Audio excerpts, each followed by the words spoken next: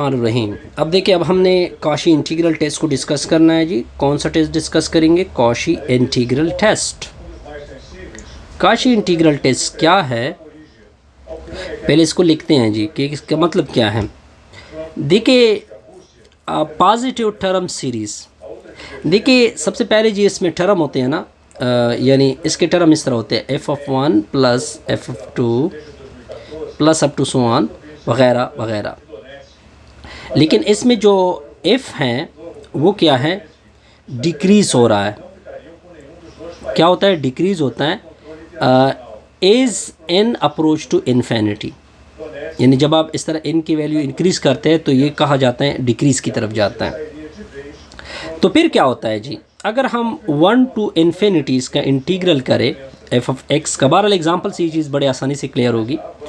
dx अगर देखिए is a finite number, अगर इसका result is a finite number आ जाए, क्या आ जाए? फाइनाइट नंबर आ जाए, देन द सीरीज़ जो, तब इसी सूरत में सीरीज़ जो क्या होगा, इस कन्वर्जेंट होगा। अदरवाइज़ में क्या लिखेंगे? अदरवाइज़ सीरीज़ क्या करेगी? डाइवर्ज करेगी। क्या करेगी जी? डाइवर्ज करेगी। एग्जाम्पल से ये चीज़ें हमें बड़ी आसानी से क्लियर। अब देखिए बड़ी इंटरेस्टिंग एग्जाम्पल आ रही है। क्या लिखा हुआ है? 1 की पावर p, फिर प्लस 1 डिवाइडेड बाई 2 की power p, plus 1 divided by 3 की power p, plus up to so on, plus 1 divided by n की power p, plus up to so on infinity. अब देखिए, अगर आप इस सीक्वेंस को देखें 1 2 3 1 2 3, तो हम पहले इसका जर्नल टर्म बनाते हैं, un बनाते हैं कुछ इस तरह से। ऊपर तो कॉमन कांस्टेंट 1 है, फिर 1 2 3 क्या हो रहा है, यानी बढ़ रहा है जी। तो इधर लिखेंगे n की जगह 1 रखो, 2 रखो, 3 रखो, जो भी रखना चाहते हैं वो रखें। फिर ऊपर p भी कांस्टेंट है तो ऊपर लिखोगे p। चूँकि सीरीज़ है तो सीरीज़ के लिए क्या यूज़ होता है? समेशन यूज़ होता है। तो हमने समेशन इसके ऊपर अप्लाई किया।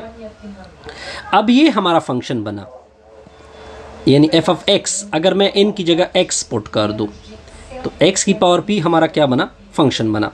अब हम क्या करेंगे, हमने चूंकि इंटीग्रल टेस्ट को, काशी इंटीग्रल टेस्ट को अप्लाई करना होता है, तो हम लिखेंगे 1 टू इन्फिनिटी, अंदर लिखोगे f ऑफ x लिख दिया, चलो जी इट्स ओके। फिर आपने क्या करना है, अपनी फंक्शन की वैल्यू को पुट करना है। 1 टू इन्फिनिटी, 1 डिवाइडेड बाई उसकी वैल्यू क्या थी? x की पावर p dx थी।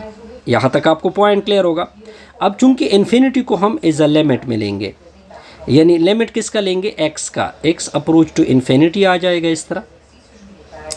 तो 1 के ऊपर ये यहाँ पे p आ जाएगा, यहाँ पे क्या आ जाएगा? p आ जाएगा, बल्कि इस तरह इसको b नाम दे दे। ऊपर b आएगा, 1 डिवाइडेड बाई x की पावर p, यहाँ पे dx आएगा। इसको मैंने b नाम दिया, ये इन्फिनिटी वाली लिमिट को। अब इसकी इंटीग्रल आप आसानी से पुट कर सकते हैं। इसकी इंटीग्रल तो आप सारों को पता होगी कि इसकी इंटीग्रल होती है 1 की पावर 1 माइनस पी, नीचे भी क्या आएगा? 1 माइनस पी आएगा, और लिमिट कहाँ से कहाँ तक चलेगा? 1 टू b चलेगा। फिर आपने अपर लिमिट और लोअर लिमिट को पुट करना है। 1 माइनस 1 और p को नीचे करोगे, ये बाहर हटा दोगे। पहले आपने अपर लिमिट को पुट करना होता है, फिर लोअर लिमिट को, यानी x की जगह b की पावर 1 माइनस p, तो माइनस, फिर लोअर लिमिट x की जगह, यानी 1 की पावर 1 माइनस p आएगा। पॉइंट क्लियर होगा? ये तो 1 हो जाएगा। यहाँ तो सिंपल सी रिजल्ट है। यहाँ पे मेरे पास जगह नहीं है तो मैं इधर आ जाता हूँ, इसके लिए जगह बनाते हैं। अब देखते जाइए, अब क्या करेंगे। अब हमारे पास रिजल्ट कुछ इस तरह से आ गया। बाहर तो 1 माइनस पी है, अंदर क्या है? लिमिट भी है साथ साथ, b अप्रोच टू इन्फिनिटी, यानी b की पावर 1 माइनस पी, और उससे क्या आया था? 1 आया था। अब अगर मैं इस तरह कर दूँ, b की लिमिट को अगर मैं इसको नीचे लेके जाऊँ तो 1 माइनस पी, ठीक है, लिमिट भी पुट कर दे और इसको नीचे भी लेके जाए, ठीक हो गया जी। यानी b की पावर, ये 1 माइनस पी था ना, ये p माइनस 1 हो जाएगा, सिंपल। और फिर यहाँ पे इन्फिनिटी पुट करोगे, समथिंग के नीचे इन्फिनिटी से 0 1 माइनस इस तरह आ जाएगा, ठीक हो गया। ये माइनस इसके साथ मल्टीप्लाइड होगा तो p माइनस 1 हो जाएगा। अब ये रिज़ल्ट आपका आ गया। अब ये टोटली डिपेंड करता है किसके ऊपर डिपेंड करता है? p-1 तो कोई फाइनाइट वैल्यू आ गई ना, p-1 क्या आ गई?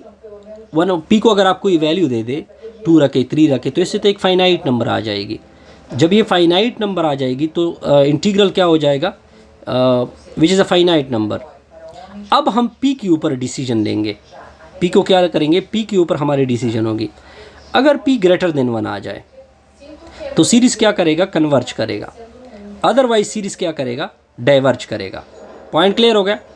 यानी मान लो अब आप डिफरेंट वैल्यू दे सकते हैं इसको, p की जगह 1 रख दे, ठीक हो गया जी, तो टेस्ट फेल हो जाएगा। जब आप p की जगह 1 रखोगे तो टेस्ट क्या हो जाएगा? फिर आप इसके डिफरेंट केसेस बनाए, ठीक हो गया ना, केस 1 केस 2, सर ने आगे केसेस बनाए हुए। अगर 1 रखे तो डाइवर्ज हो जाता है, अगर क्या रख दे 2 रख दे तो कन्वर्जन की तरफ जाएगा, वगैरह वगैरह। अब देखिए इसको इंटीग्रल टेस्ट से कवर करते हैं जी। ये आपका क्या होगा? सीरीज़ होगा, इनकी वैल्यू 2 से स्टार्ट है अप टू इन्फिनिटी तक है, और 1 divided by n log n है। पहले इसको नाम दे दे f ऑफ x, n की जगह x पुट कर दे, 1/x log ऑफ x बनेगा। फिर इंटीग्रल टेस्ट के मुताबिक 1 टू इन्फिनिटी होता है, अंदर f ऑफ x होता है और साथ में dx होगा। फिर 1 टू इन्फिनिटी होता है, f ऑफ x की वैल्यू पुट कर दोगे, 1 natural log of common log of x होगा। इस 1/x को मैं ऊपर लिख सकता हूँ, किस तरह? इधर लिख दे और फिर इस तरह लिख दे। अब यहाँ पे इंटीग्रल का रूल आप अप्लाई कर सकते हैं। देखिए ये फंक्शन है, ये ऊपर इसकी डेरिवेटिव आ गई तो 1 टू इन्फिनिटी होगा, सॉरी डायरेक्ट लिमिट अप्लाई कर दोगे तो नीचे वाले का लॉग लोगे, लॉग ऑलरेडी है, लॉग एक और लोगे, और फिर लिमिट में क्या आएगा? 1 टू b भी लिख सकते हैं, 1 टू इन्फिनिटी डायरेक्ट भी ले सकते हैं। पॉइंट क्लियर होगा? अब पहले अपर लिमिट पुट कर दे, लॉग इनटू लॉग, x की जगह इन्फिनिटी यूज़ होगा, फिर minus log of into log 1, log 1 हो जाएगा। लॉग इन्फिनिटी की इक्वल होता है, फिर इसके ऊपर ये इन्फिनिटी लॉग अप्लाई होगा, फिर भी इन्फिनिटी, लॉग 1 0 की इक्वल होता है, और फिर इसके ऊपर लॉग अप्लाई होगा तो ये इन्फिनिटी माइनस इन्फिनिटी आएगा। और इन्फिनिटी माइनस इन्फिनिटी को क्या बोलते हैं? इन्फिनिटी बोलते हैं। तो इससे तो कोई फाइनाइट वैल्यू नहीं आ गई, तो इसका मतलब है कि ये जो सीरीज़ है ये क्या है? डाइवर्जेंट सीरीज़ है। सिंपल सी रिज़ल्ट है, बहुत ही सिंपल से। अब देखिए ये एक और एग्जांपल आ रहा है जी। क्या लिखा हुआ है? समेशन x इक्वल टू 1 है, ऊपर क्या है? इन्फिनिटी है, x है e⁻x² है। हम क्या करेंगे? हम इस तरह करेंगे कि अब देखते जाइए, हम इसके तरह करेंगे कि इसके साथ कंपैरिजन करेंगे। एक हम लिमिट लें, एक हम इंटीग्रल लेंगे, 1/x⁻p का लेंगे, और दूसरा इसका लेंगे, दूसरा ये बजाते खुद आएगा, e⁻x² आएगा। देखिए जब आपकी प्रैक्टिस होती है तब आप किस चीज़ को कवर कर सकते हैं। अब क्या करते हैं जी, क्या करते हैं कि इसको पहले लेट लेते हैं। अगर डायरेक्ट भी ये हम सॉल्व कर सकते हैं इंटीग्रल टेस्ट से, अगर ये आप ना भी ले ले तो इसको स्टार्ट कर ले। अब इस तरह कर दे कि t की जगह x² पुट कर दे, फिर आप दोनों अतराफ पे डेरिवेटिव अप्लाई कर दे विद रिस्पेक्ट टू x, ये x² होगा, dt/dx का आंसर आएगा 2x। इसको उधर शिफ्ट कर दोगे तो dt की वैल्यू आएगी 2x और dx। अब इसको लेके आइए, अब इसके साथ साथ लिमिट भी चेंज होगी। अगर मैं x की जगह 1 रख दूँ तो 1 का स्क्वायर क्या होता है? 1 होता है, तो नीचे लिमिट। अब फिर इन्फिनिटी का स्क्वायर क्या होता है? इन्फिनिटी होता है, तो वो लिमिट भी आ गया। x dx की जगह इससे 2 डिवाइड कर दे तो ये 2 कैंसिल, तो इसका मतलब है कि x dx की जगह क्या पुट होगा? 1/2 dt पुट होगा, और e⁻x² यानी e⁻x² की जगह t, इसको 1/2 को बाहर कर दे, सिंपल इंटीग्रल ले ले, तो इधर -1 है ना, नीचे -1 से डिवाइड होगा, लिमिट कितना होगा? 1 टू इन्फिनिटी होगा, 1/2। लेकिन ये -1 इधर आ जाएगा, पहले अपर लिमिट पुट कर दे, -∞, फिर -1 पुट होगा। अब देखिए ये e⁻∞, जब वो नीचे चला जाता है तो e⁻+∞ आ जाता है, e⁻+∞ से 1/∞ आ जाएगी, तो ये रिज़ल्ट तो 0 हो जाता है। तो इससे आएगा 1/2, ये e का इन्वर्स है, लेकिन इधर एक माइनस पहले सी थी तो वो दोनों क्या होंगे? प्लस होंगे। इसको नीचे शिफ्ट करोगे तो 1/e आएगा। पॉइंट क्लियर होगा? 1/e का मतलब क्या होता है? 1/2a। 1/2 एक फाइनाइट वैल्यू है, तो लिहाजा ये सीक्वेंस क्या करेगी, कन्वर्ज करेगी। पॉइंट सिंपल है जी। सर हमारी ये वीडियो